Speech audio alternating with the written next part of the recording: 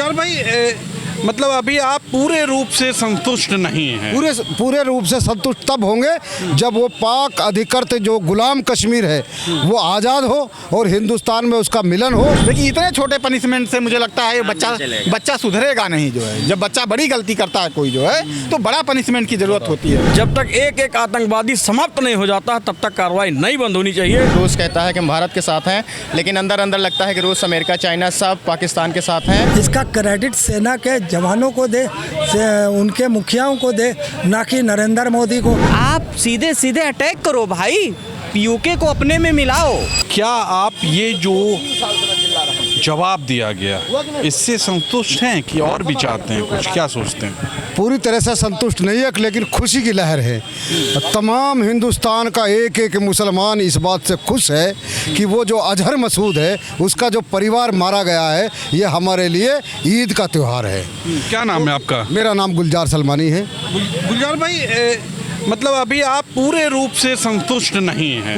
पूरे रूप से संतुष्ट तब होंगे जब वो पाक अधिकृत जो गुलाम कश्मीर है वो आज़ाद हो और हिंदुस्तान में उसका मिलन हो और पूरा पाकिस्तान नेस्तनाबूद हो और यहाँ का हिंदुस्तान का मुसलमान इस्लामाबाद में जुमे की नमाज पढ़े।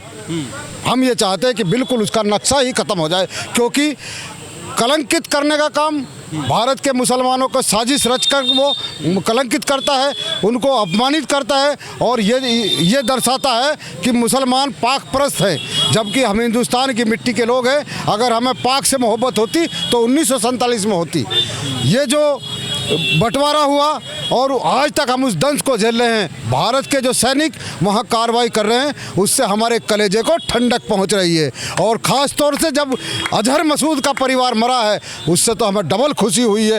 वो अजहर मसूद जिसने हिंदुस्तान पर बुरी नज़र डाली, आज उसका परिवार कैसे ख़त्म हुआ। उसने कहा कि काश मैं भी मर जाता। अरे हरामखोर, कल हमारे लोगों को तुम मार रहा था, तब हम भी यही कह रहे थे काश ये अजहर मसूद हमें भी मार देता तू। आज तू मरा है, तेरे ऊपर दर्द हुआ है तो महसूस हुआ है कि आतंकवाद क्या होता है और भारत उसका जवाब देगा और इंशाल्लाह पाकिस्तान ख़त्म होगा और इस्लामाबाद में तिरंगा लहरेगा और हिंदुस्तान का मुसलमान वहाँ की जमा मस्जिद में नमाज अदा करेगा। ये बताइए, इतने से संतुष्ट हैं कि और भी कुछ चाहते हैं? देखिए, इतने से संतुष्ट तो नहीं है देश जो है, क्योंकि जिस दिन माननीय प्रधानमंत्री जी ने शपथ लिया था जो है, उन्होंने कहा था कि एक सर के बदले 10 सर लाएंगे जो है। आपने भी सुना होगा इस बात को, एक सर के बदले 10 सर लाएंगे जो है। 56 इंच का सीना है तो हम एक सर के बदले 10 सर लाएंगे। लेकिन एक सर के बदले अभी हमने जो 26 लोगों की शहादत दिया है, 26 लोगों ने जान गंवाई है जो है, तो उसके बदले में मुझे लगता है 260 तो कम से कम आने ही चाहिए। ज़्यादा 560 भाई, 260 तो प्रधानमंत्री जी का कमिटमेंट, मैं अपनी बात नहीं कर रहा हूँ। प्रधानमंत्री जी ने कहा था कि एक के बदले 10 सर लाएंगे जो, तो एक के बदले 10 सर अभी कहाँ आया जो।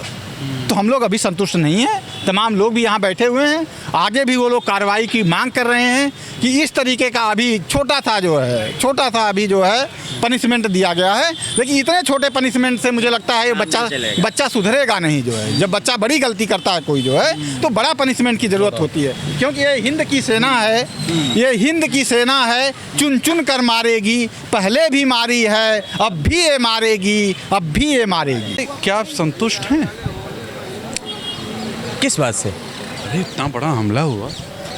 देखिए, जो एयर स्ट्राइक हुई है उसमें सेना का तो स्वागत है और ये इतनी हाय तौबा होती ही नहीं। अगर पहलगाम जैसे सेंसिटिव एरिया में, पहले पहलगाम की मैं आपके दर्शकों को लोकेशन बता दूं। पहलगाम जब भारत के नक्शे में देखेंगे तो यूँ आप देखेंगे तो पहलगाम इधर है, यानी दाहिने हाथ की ओर।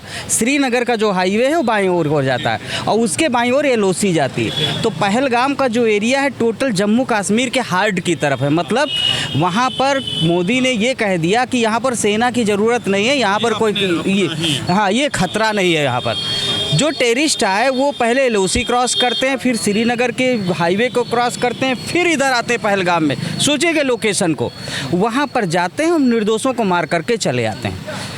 अगर सेना होती तो वहीं ढेर कर दिए जाते, सेना होती तो वहीं ढेर कर दिए जाते, 28 नहीं मरते। तो गलती तो मोदी सरकार ने की वहाँ पर।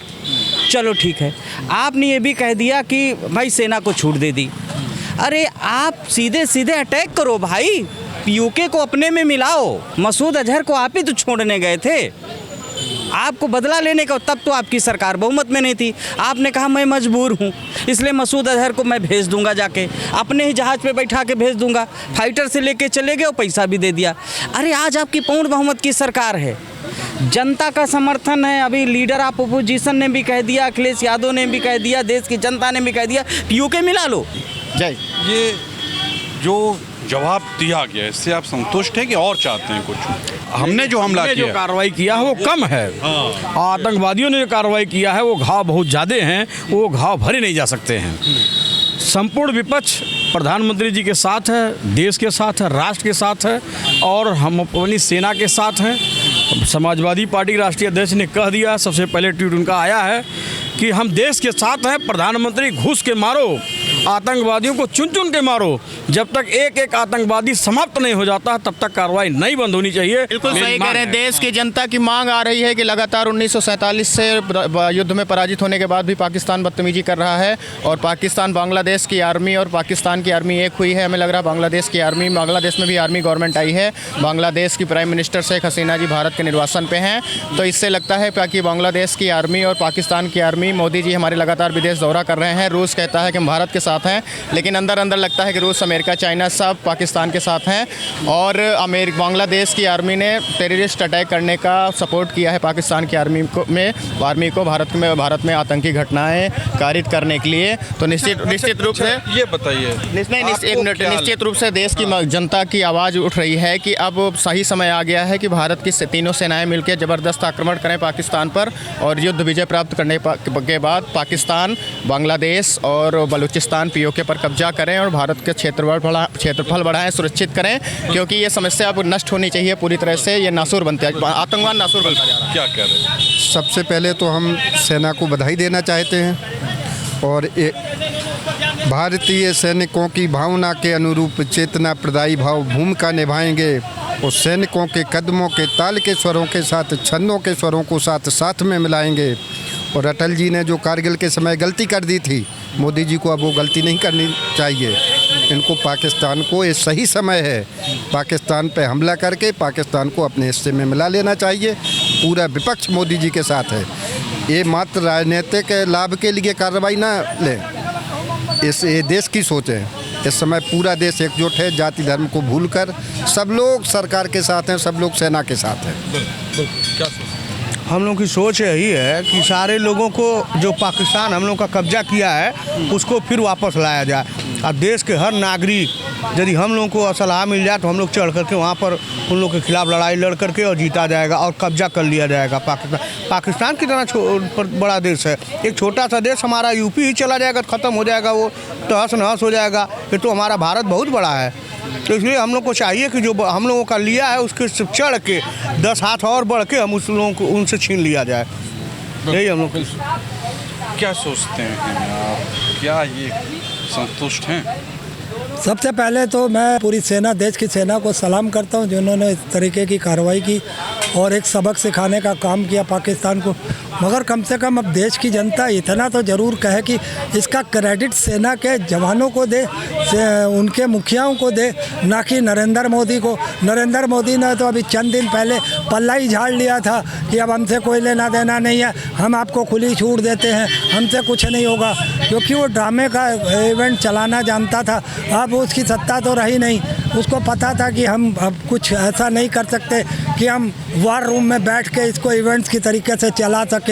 वो उससे नहीं हो पाना था, उसको मालूम था देश की जनता या दूसरे देश भी उसके साथ नहीं है आज, तो उसको थोड़ी सी घबराहट थी, इसीलिए उसने अपना पल्ला झाड़ते हुए सेना को दे दिया। और सेना को ये क्रेडिट देश की जनता को देना चाहिए, ना कि नरेंद्र मोदी को। अभी हुआ क्या है, सब वहाँ उजाड़ दिया गया। ये सब तो ऐसे पुलवामा वाला भी हुआ था, ऐसा नहीं है।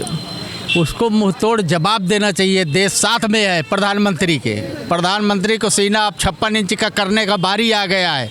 56 इंच का सीना करो, पूरा पाकिस्तान बटोर दो, ये होना चाहिए। और ये थोड़ी ना है जब सब पूरा देश आपके साथ में है, पूरा पाकिस्तान को नष्ट नाबूद करके छोड़ दो, फिर दोबारा पाकिस्तान का नाम लेने वाला कोई न पैदा हो। आप ऐसा करिए कि पाकिस्तान का नामो निशान नहीं होना चाहिए, मैं कह रहा हूँ। खत्म हो जाए। तो मतलब आप ये जो कार्रवाई हुई इससे आप उतने संतुष्ट नहीं? इतने में हम संतुष्ट नहीं हैं, झूठे हमको नहीं आता है। पूरा पाकिस्तान का खात्मा कर देना चाहिए।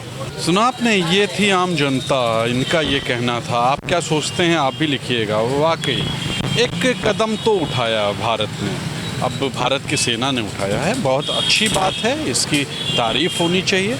और आप क्या सोचते हैं, आप भी लिखिएगा कि और भी कुछ हो या इसी से आप संतुष्ट हैं। आज के लिए इतना ही। कैमरा पर्सन विकी के साथ तुषार शर्मा का नमस्कार।